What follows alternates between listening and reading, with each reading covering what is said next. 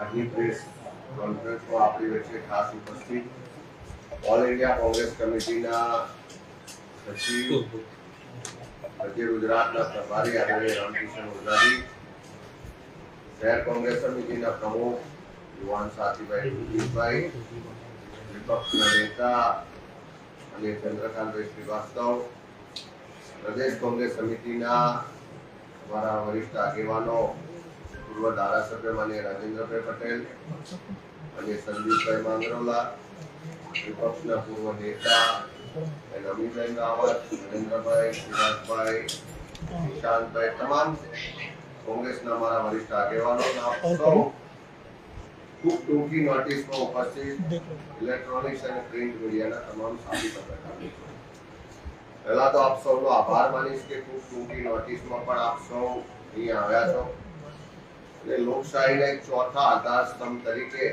હંમેશા પ્રજાના અવાજને બુલંદ કર્યો છે. આજે ખાસ તમને જણાવવું છે કે સંગઠન સૃજન અભિયાન એ કોંગ્રેસ પક્ષના સંગઠનની સમીક્ષા કરી અને પ્રજાની વચ્ચે આવનારા સમયમાં જે મુદ્દાઓ છે, જે પ્રશ્નો છે, સમસ્યાઓ છે, એને લઈને આંદોલનના સ્વરૂપમાં કાર્યક્રમો સાથે ગો ટુ ધ પીપલ એટલે લોકો વચ્ચે જવાના એક ધ્યેય સાથે, સંકલ્પ સાથે આખા ગુજરાતમાં જિલ્લા કોંગ્રેસ સમિતિના પ્રમુખોની નિમણૂક કરવામાં આવી છે. જિલ્લા કોંગ્રેસ સમિતિના પ્રમુખની પસંદગીની આખી પ્રક્રિયાના પણ તમે સૌ સાક્ષી રહ્યા છો અને આવનારા સમયનો વિઝન 2027 નો એક રોડમેપ નક્કી થાય. ગુજરાતની પ્રજાના જે પ્રશ્નો છે, સરકારનો ગેરવહીવટ છે, ભ્રષ્ટાચાર છે, અધિકારી રાજ છે, કમિશન રાજ છે, એમાંથી લોકોના અવાજને કેવી રીતે બુલંદ કરી શકાય, એ બધા જ મુદ્દાઓ પર વિસ્તૃત ચર્ચા થઈને એક રોડમેપ નક્કી કરવા માટે પ્રદેશ કોંગ્રેસ સમિતિ દ્વારા નવનિયુક્ત જિલ્લા કોંગ્રેસ સમિતિના પ્રમુખની 3 દિવસની પ્રશિક્ષણ શિબિરનું આયોજન કરવામાં આવ્યું. 26, 27 અને 28 3 દિવસ આ જિલ્લા કોંગ્રેસ સમિતિના પ્રમુખોની તાલીમ શિબિર થશે.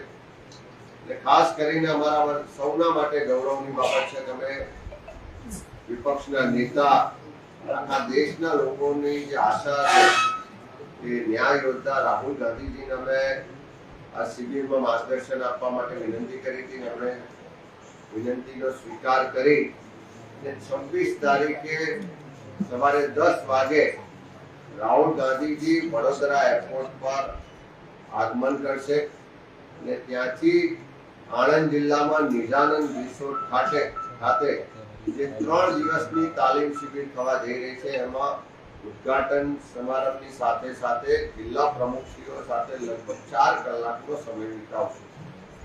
આ 4 કલાકના સમય દ્વારા આવનારા સમયમાં ગુજરાતના લોકો માટે જે કટિબદ્ધતા છે, જે વિઝન છે, એ પણ રાહુલજી જિલ્લા કોંગ્રેસ સમિતિના પ્રમુખશ્રીઓને માર્ગદર્શન કરીને આવનારા દિવસોમાં જમીન પર કાર્યક્રમો સાથે આગળ વધશે. સાથે સાથે આખા ગુજરાતમાં જે સહકારી માળખું એ ગુજરાતની શાન હતી, ઓળખ હતી. આખા દેશને સહકારી માળખાનું જો નેતૃત્વ અને દિશા આપી હોય તો ગુજરાતે આપી. સરદાર સાહેબ થી લઈને ત્રિભુવનદાસ થી લઈને કુરિયન સાહેબ સુધીના અનેક લોકોએ આ સહકારી માળખાને ખૂબ પારદર્શક રીતે, પ્રમાણિકતાથી પ્રસ્થાપિત પણ કર્યું અને એના દ્વારા આજે ગુજરાતમાં લાખો પરિવારના ઘર ચાલે.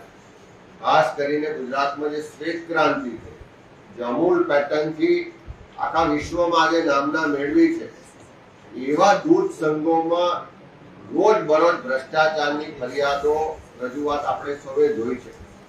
જે દૂધ ઉત્પાદકો પરસેવો પાડે છે, મહેનત કરે છે, દૂધ ઉત્પાદન કરીને ડેરીમાં જમા કરાવે છે અને એ જે દૂધ સંઘો છે, સહકારી જે માળખું છે, એ મુજબ એ દૂધ સંઘોના માલિક બીજું કોઈ નહીં પણ એ સભાસદો એના માલિક.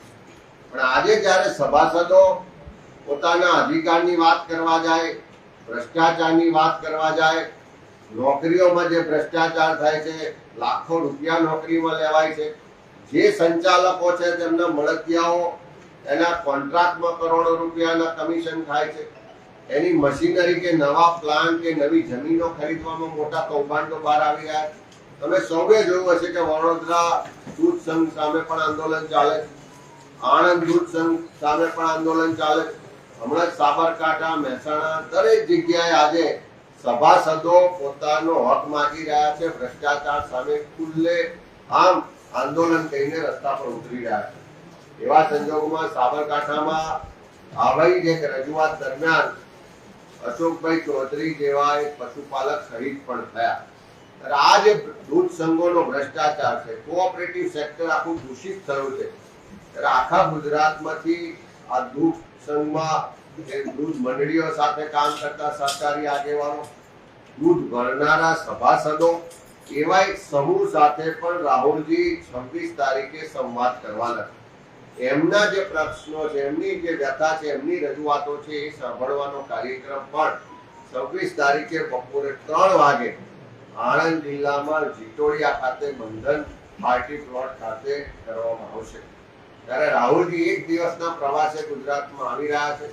સવારે 10 વાગ્યાથી લઈને સાંજે 6 વાગ્યા સુધી ગુજરાતની ધરતી પર રહેશે. જિલ્લા કોંગ્રેસ સમિતિના પ્રમુખોને પણ માર્ગદર્શન આપશે, કોંગ્રેસના વરિષ્ઠ નેતૃત્વ સાથે પણ ચર્ચા વિચારણા કરશે અને સાથે સાથે સહકારી ક્ષેત્રના દૂધ સંઘો સાથેના જે લોકો છે, જે સભાસદો છે, એમની સાથે પણ સંવાદ કરીને એમના પ્રશ્નો સમજીને આવનારા દિવસોમાં એમને જે લડાઈ લડવાની છે, ન્યાય અપાવવાનો છે, હક અપાવવાનો છે, એ માટેની કટિબદ્ધતા પણ વ્યક્ત કરશે.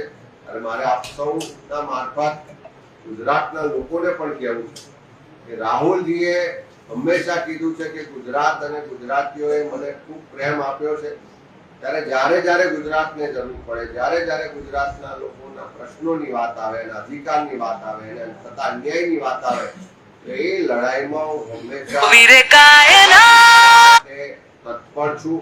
અને એ તત્પરતાના ભાગ સ્વરૂપ આ 26 તારીખનો આખા દિવસનો રાહુલજીનો કાર્યક્રમ છે.